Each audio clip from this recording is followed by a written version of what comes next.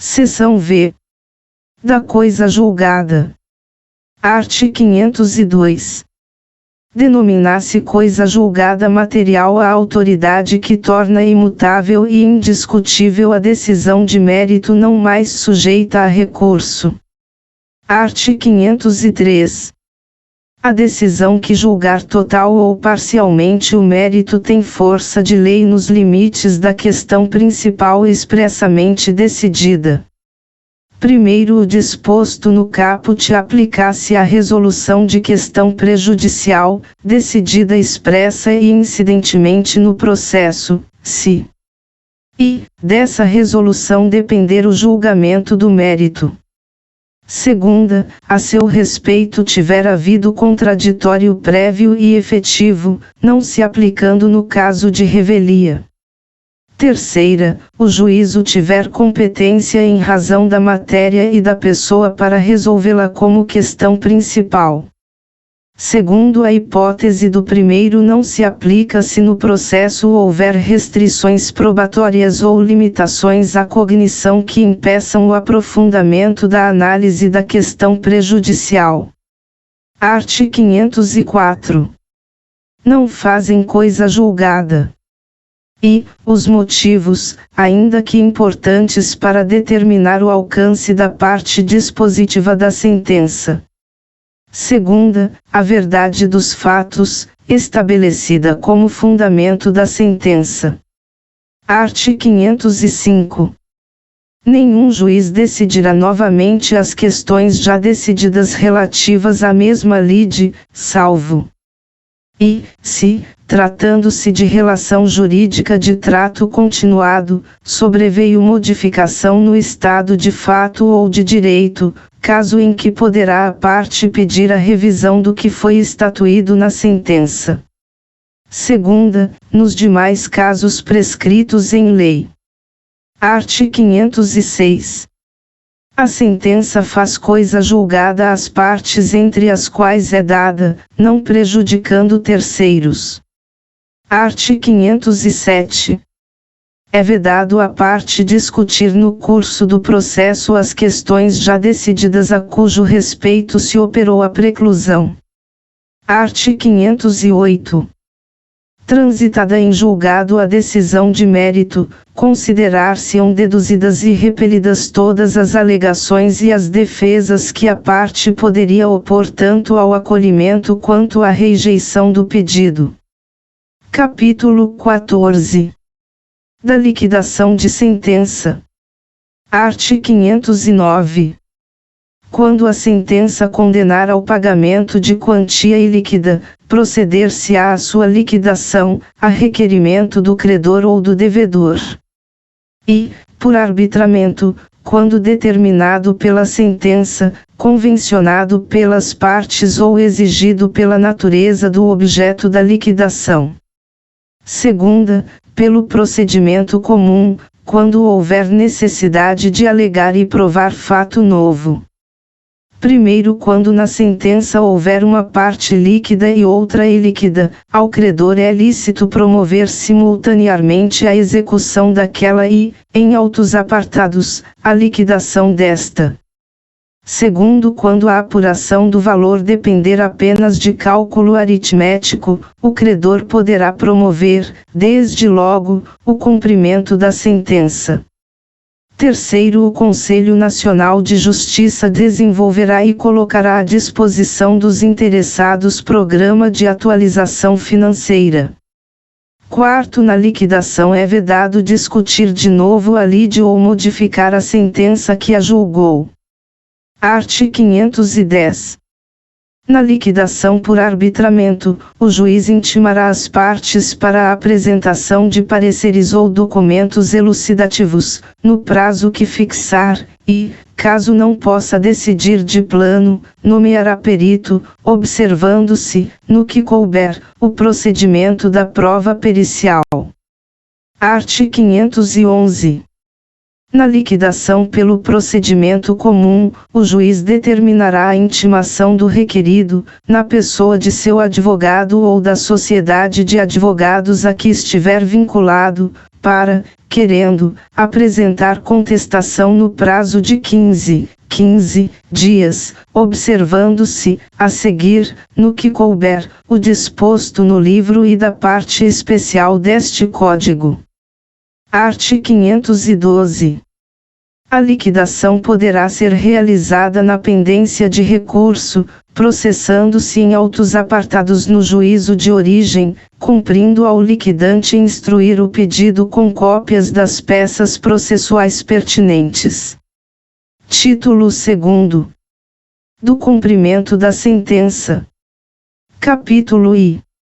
Disposições gerais. Art. 513. O cumprimento da sentença será feito segundo as regras deste título, observando-se, no que couber e conforme a natureza da obrigação, o disposto no livro 2º da parte especial deste Código.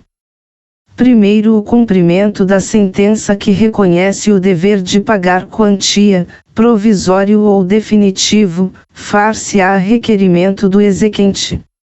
Segundo, o devedor será intimado para cumprir a sentença. E, pelo Diário da Justiça, na pessoa de seu advogado constituído nos autos.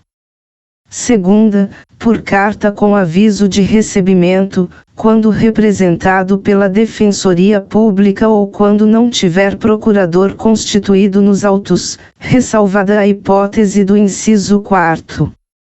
Terceira, por meio eletrônico, quando, no caso do primeiro do art. 246, não tiver procurador constituído nos autos. Quarta, por edital, quando, citado na forma do art. 256, tiver sido revel na fase de conhecimento. Terceiro, na hipótese do segundo, incisos 2º e 3ª, considera-se realizada a intimação quando o devedor houver mudado de endereço sem prévia comunicação ao juízo, observado o disposto no parágrafo único do art. 274. Quarto, se o requerimento a que alude o primeiro for formulado após um ano do trânsito em julgado da sentença, a intimação será feita na pessoa do devedor, por meio de carta com aviso de recebimento encaminhada ao endereço constante dos autos, observado o disposto no parágrafo único do art. 274 e no 3º deste artigo. Quinto, o cumprimento da sentença não poderá ser promovido em face do fiador, do coobrigado ou do corresponsável que não tiver participado da fase de conhecimento. Art. 514. Quando o juiz decidir relação jurídica sujeita a condição ou termo, o cumprimento da sentença dependerá de demonstração de que se realizou a condição ou de que ocorreu o termo. Art. 515. São títulos executivos judiciais, cujo cumprimento dar-se-á de acordo com os artigos previstos neste título. E, as decisões proferidas no processo civil que reconheçam a exigibilidade de obrigação de pagar quantia, de fazer, de não fazer ou de entregar coisa. Segunda, a decisão homologatória de autocomposição judicial. Terceira, a decisão homologatória de autocomposição extrajudicial de qualquer natureza. Quarta, o formal e a certidão de partilha, exclusivamente em relação ao inventariante, aos herdeiros e aos sucessores a título singular ou universal. V. O crédito de auxiliar da justiça, quando as custas, emolumentos ou honorários tiverem sido aprovados por decisão judicial. Sexta, a sentença penal condenatória transitada em julgado. Sétima, a sentença arbitral. Oitava, a sentença estrangeira homologada pelo Superior Tribunal de Justiça. Nona, a decisão interlocutória estrangeira, após a concessão do exequatur à carta rogatória pelo Superior Tribunal de Justiça. X. Vetado. Primeiro, nos casos dos incisos 6 a 9, o devedor será citado no juízo civil para o cumprimento da sentença ou para a liquidação no prazo de 15 dias. Segundo, a autocomposição judicial pode envolver sujeito estranho ao processo e versar sobre relação jurídica que não tenha sido deduzida em juízo. Art. 516. O cumprimento da sentença efetuar-se-á perante os tribunais, nas causas de sua competência originária. Segunda, o juízo que decidiu a causa no primeiro grau de jurisdição. Terceira, o juízo civil competente, quando se tratar de sentença penal condenatória, de sentença arbitral, de sentença estrangeira ou de acórdão proferido pelo Tribunal Marítimo. Parágrafo único. Nas hipóteses dos incisos 2ª e 3ª, o exequente poderá optar pelo juízo do atual domicílio do executado, pelo juízo do local onde se encontrem os bens sujeitos à execução ou pelo juízo do local onde deva ser executada a obrigação de fazer ou de não fazer, casos em que a remessa dos autos do processo será solicitada ao juízo de origem. Art. 517. A decisão judicial transitada em julgado poderá ser levada a protesto, nos termos da lei, depois de transcorrido o prazo para pagamento voluntário previsto no art. 523. Primeiro, para efetivar o protesto, incumbe ao exequente apresentar certidão de teor da decisão. Segundo, a certidão de teor da decisão deverá ser fornecida no prazo de 3 dias e indicará o nome e a qualificação do exequente e do executado, o número do processo, o valor da dívida e a data de decurso do prazo para pagamento voluntário. Terceiro, o executado que tiver proposto ação rescisória para impugnar a decisão exequenda pode requerer, às suas expensas e sob sua responsabilidade, a anotação da propositura da ação à margem do título protestado. Quarto, a requerimento do executado, o protesto será cancelado por determinação do juiz, mediante ofício a ser expedido ao cartório, no prazo de 3 dias, contado da data de protocolo do requerimento, desde que comprovada a satisfação integral da obrigação. Art. 518. Todas as questões relativas à validade do procedimento de cumprimento da sentença e dos atos executivos subsequentes poderão ser arguidas pelo executado nos próprios autos e nestes serão decididas pelo juiz. Art. 519. Aplicam-se as disposições relativas ao cumprimento da sentença, provisório ou definitivo, e à liquidação, no que couber, as decisões que considerem tutela provisória. Capítulo 2. Do cumprimento provisório da sentença que reconhece a exigibilidade de obrigação de pagar quantia certa. Art. 520. O cumprimento provisório da sentença impugnada por recurso desprovido de efeito suspensivo será realizado da mesma forma que o cumprimento definitivo, sujeitando-se ao seguinte regime.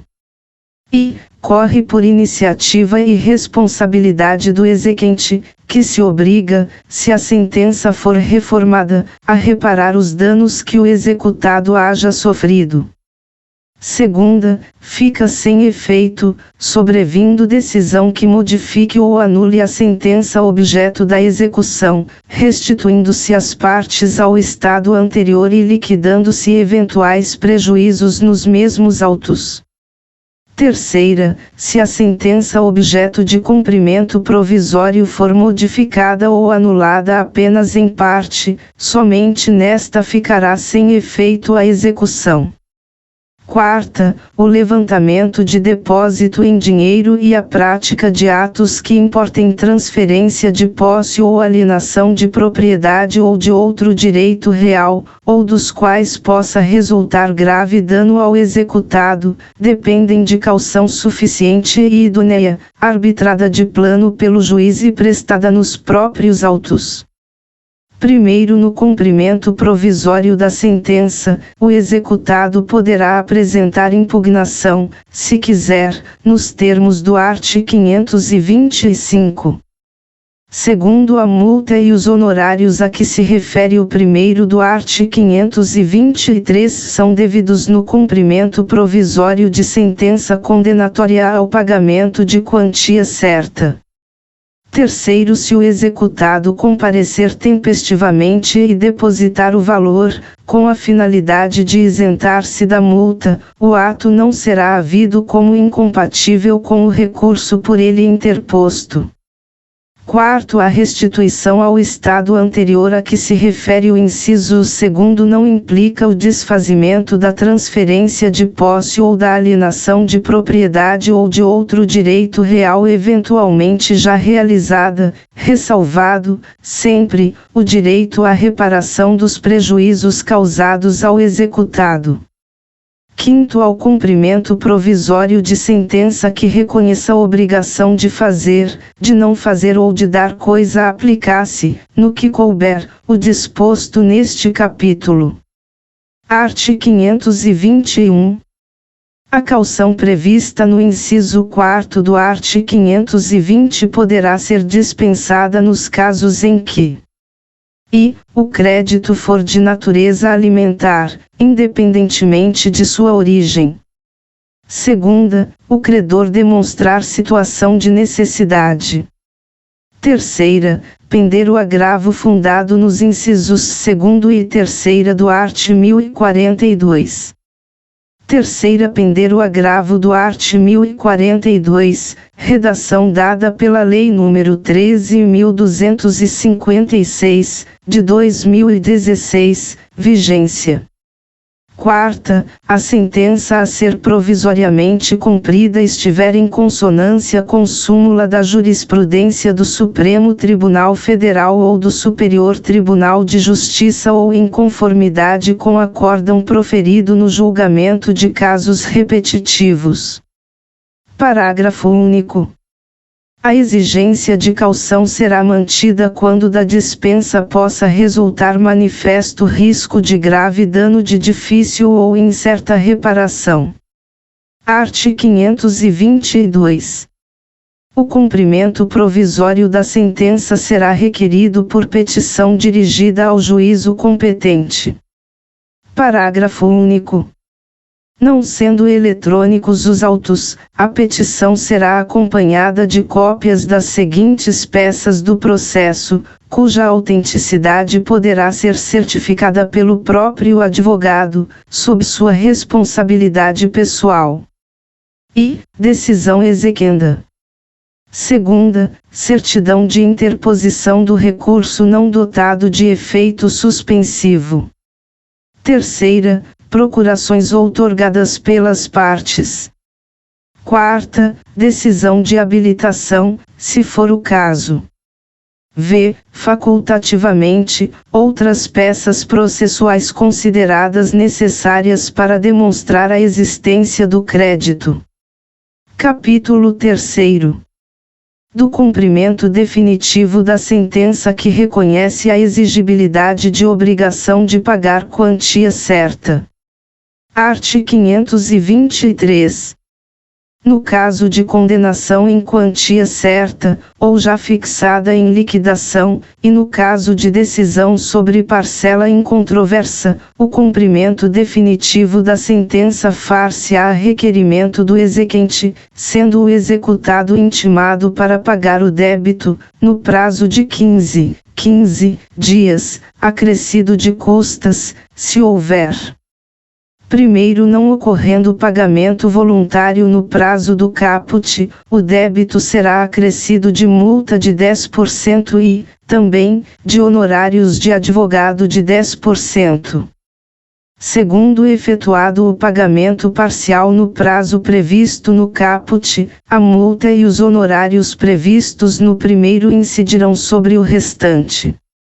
Terceiro, não efetuado tempestivamente o pagamento voluntário, será expedido, desde logo, mandado de penhora e avaliação, seguindo-se os atos de expropriação. Art. 524. O requerimento previsto no art. 523 será instruído com demonstrativo discriminado e atualizado do crédito, devendo a petição conter i. O nome completo, o número de inscrição no cadastro de pessoas físicas ou no cadastro nacional da pessoa jurídica do exequente e do executado, observado o disposto no art. 319, primeiro a terceiro. Segunda, o índice de correção monetária adotado. Terceira, os juros aplicados e as respectivas taxas. Quarta, o termo inicial e o termo final dos juros e da correção monetária utilizados. V. A periodicidade da capitalização dos juros, se for o caso. Sexta, especificação dos eventuais descontos obrigatórios realizados. Sétima, indicação dos bens passíveis de penhora, sempre que possível. Primeiro, quando o valor apontado no demonstrativo aparentemente exceder os limites da condenação, a execução será iniciada pelo valor pretendido, mas a penhora terá por base a importância que o juiz entender adequada. Segundo, para a verificação dos cálculos, o juiz poderá valer-se de contabilista do juízo, que terá o prazo máximo de 30 dias para efetuá-la, exceto se outro lhe for determinado. Terceiro, quando a elaboração do demonstrativo depender de dados em poder de terceiros ou do executado, o juiz poderá requisitá-los, sob cominação do crime de desobediência. Quarto, quando a complementação do demonstrativo depender de dados adicionais em poder do executado, o juiz poderá, a requerimento do exequente, requisitá-los, fixando prazo de até 30 dias para o cumprimento da diligência. Quinto, se os dados adicionais a que se refere o quarto não forem apresentados pelo executado, sem justificativa, no prazo designado, reputar-se-ão corretos os cálculos apresentados pelo exequente apenas com base nos dados de que dispõe. Art. 525. Transcorrido o prazo previsto no art. 523 sem o pagamento voluntário, inicia-se o prazo de 15 dias para que o executado, independentemente de penhora ou nova intimação, apresente, nos próprios autos, sua impugnação.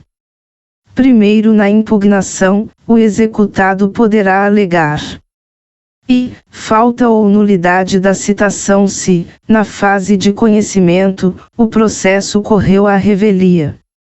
Segunda, ilegitimidade de parte. Terceira, inexequibilidade do título ou inexigibilidade da obrigação.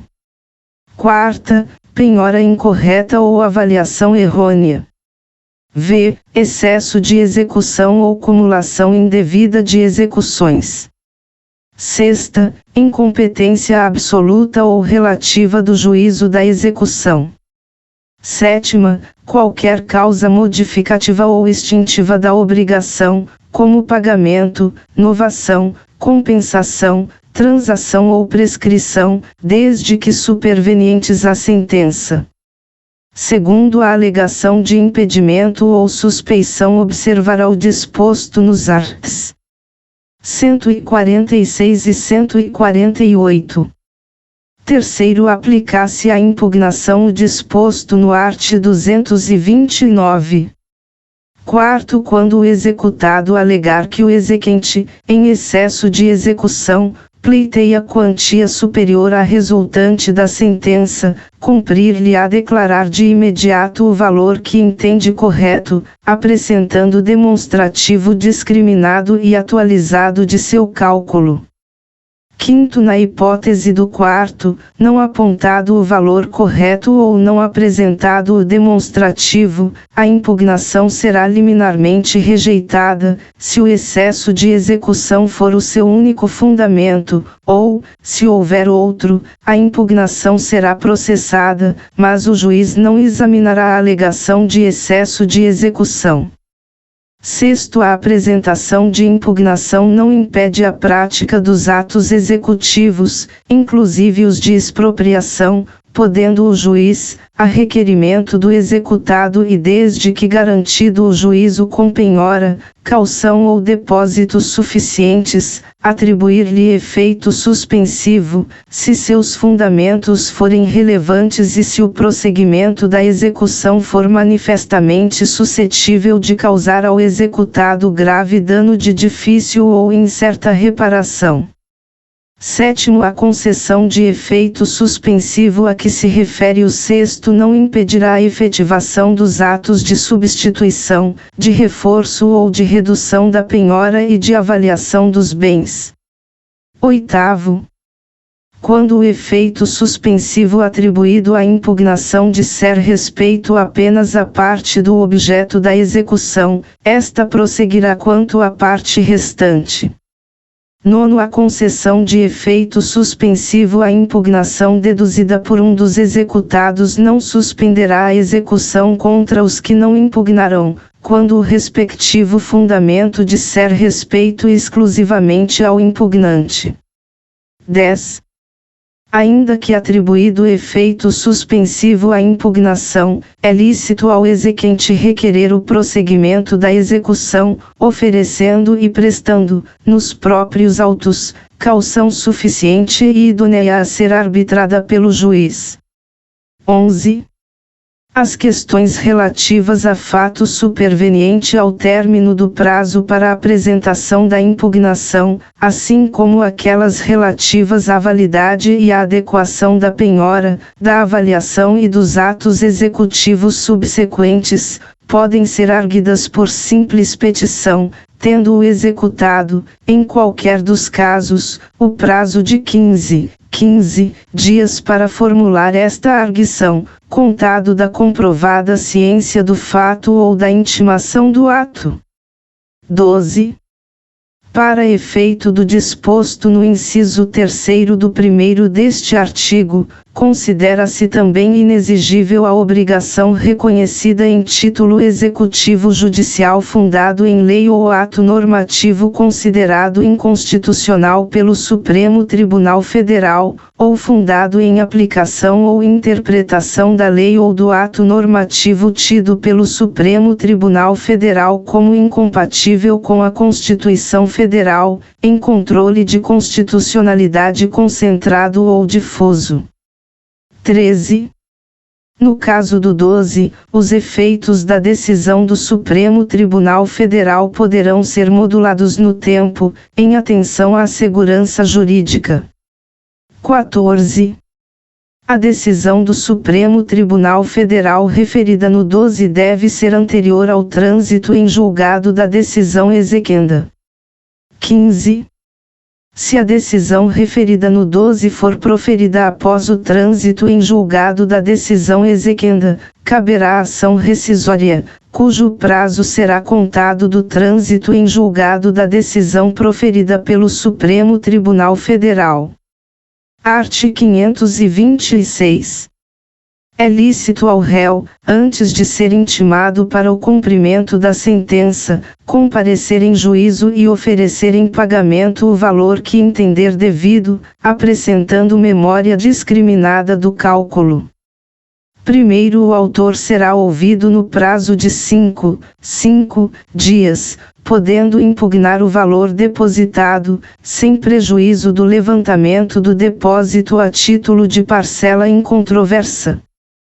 Segundo, concluindo o juiz pela insuficiência do depósito, sobre a diferença incidirão multa de 10% e honorários advocatícios, também fixados em 10%, seguindo-se a execução com penhora e atos subsequentes. Terceiro, se o autor não se opuser, o juiz declarará satisfeita a obrigação e extinguirá o processo. Art. 527. Aplicam-se as disposições deste capítulo ao cumprimento provisório da sentença, no que couber. Capítulo 4. Do cumprimento de sentença que reconheça a exigibilidade de obrigação de prestar alimentos. Art. 528.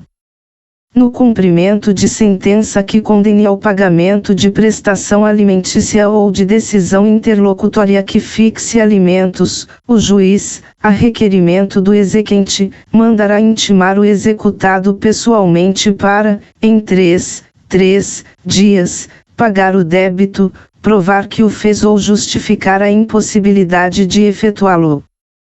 Primeiro, caso o executado, no prazo referido no caput, não efetue o pagamento, não prove que o efetuou ou não apresente justificativa da impossibilidade de efetuá-lo, o juiz mandará protestar o pronunciamento judicial, aplicando-se, no que couber, o disposto no art. 517.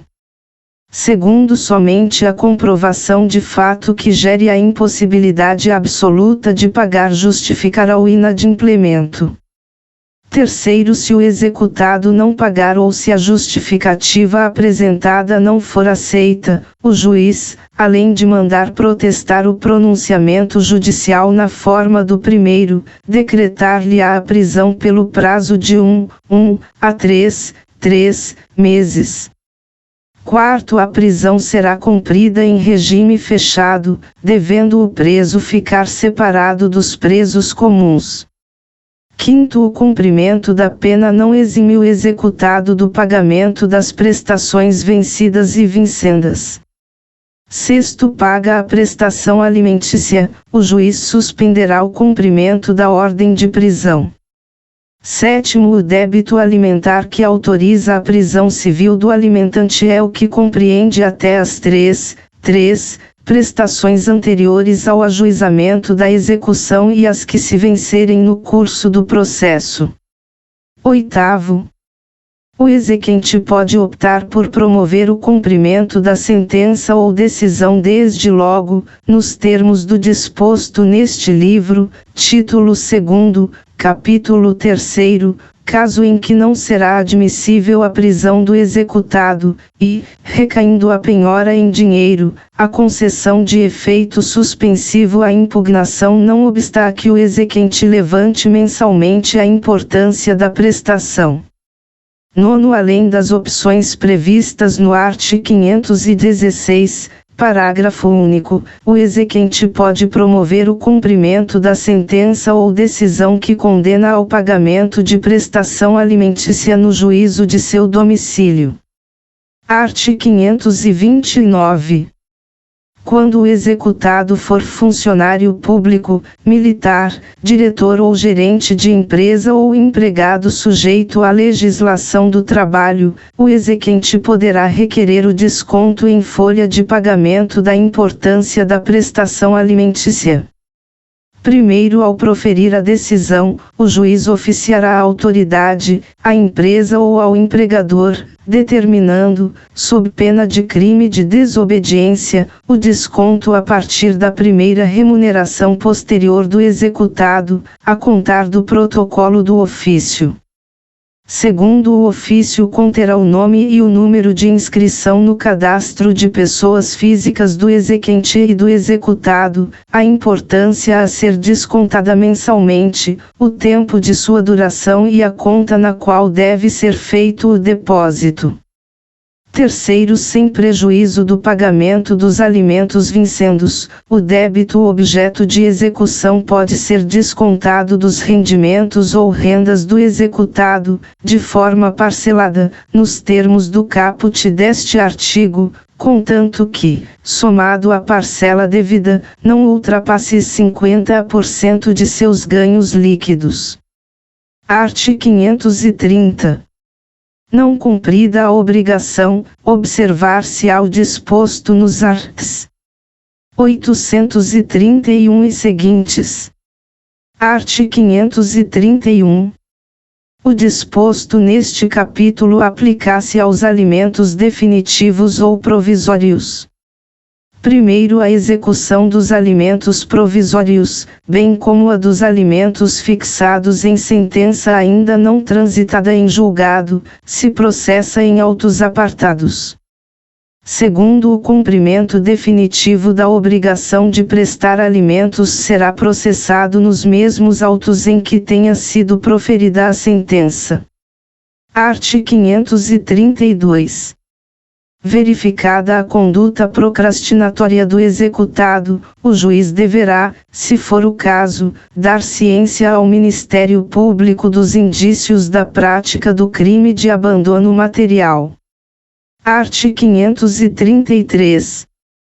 Quando a indenização por ato ilícito incluir prestação de alimentos, caberá ao executado, a requerimento do exequente, constituir capital cuja renda assegure o pagamento do valor mensal da pensão.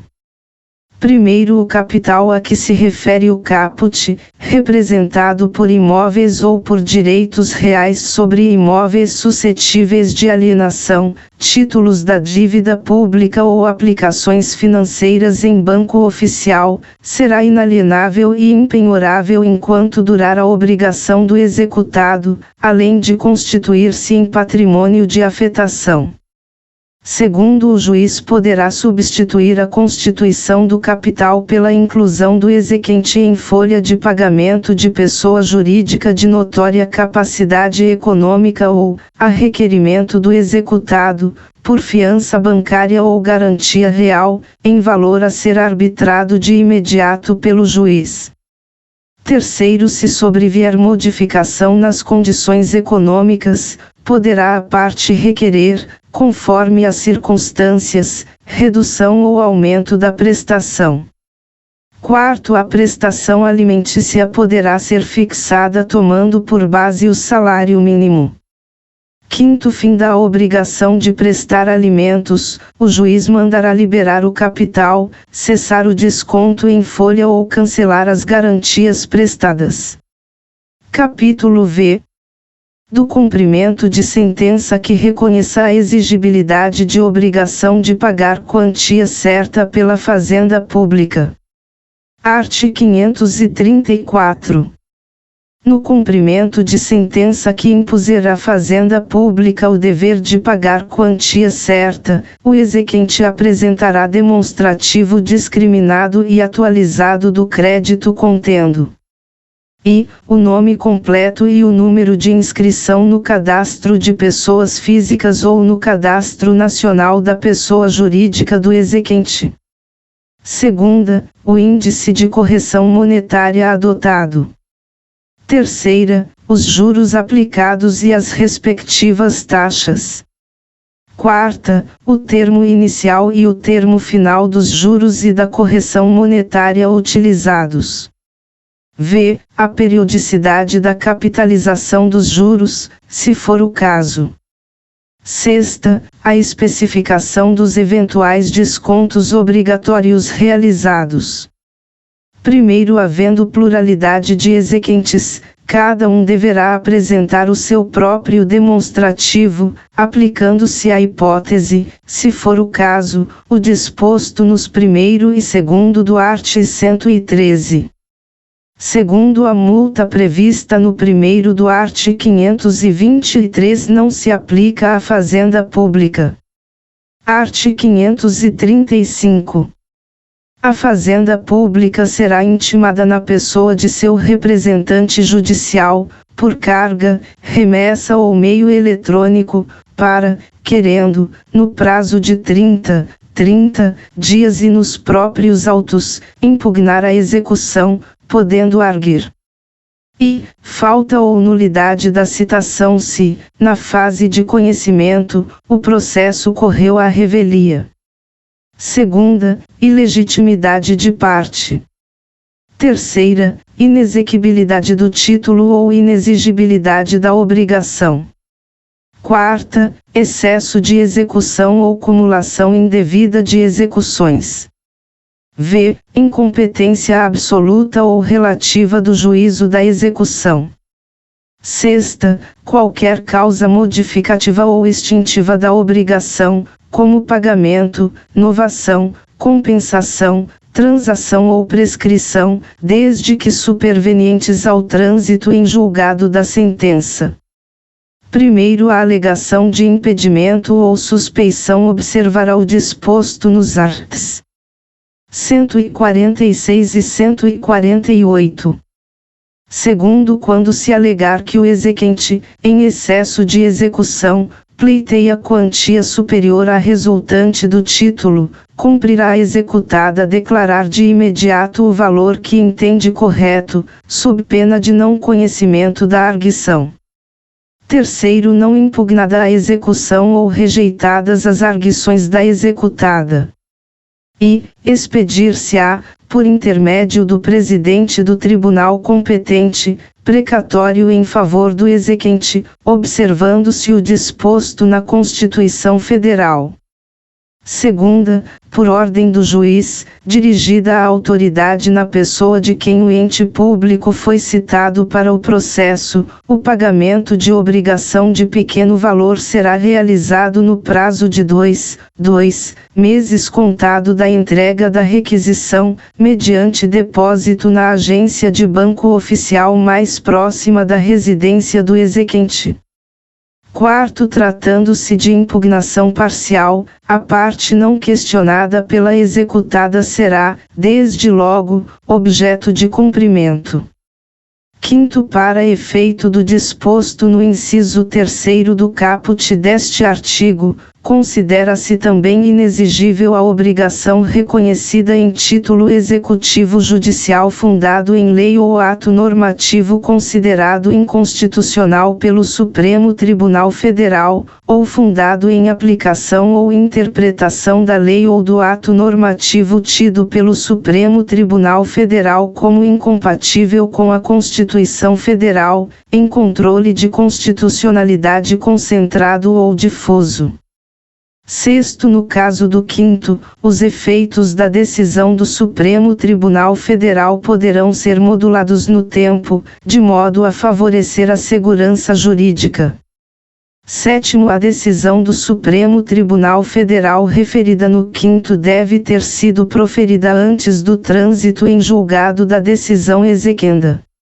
Oitavo, se a decisão referida no quinto for proferida após o trânsito em julgado da decisão exequenda, caberá ação rescisória, cujo prazo será contado do trânsito em julgado da decisão proferida pelo Supremo Tribunal Federal.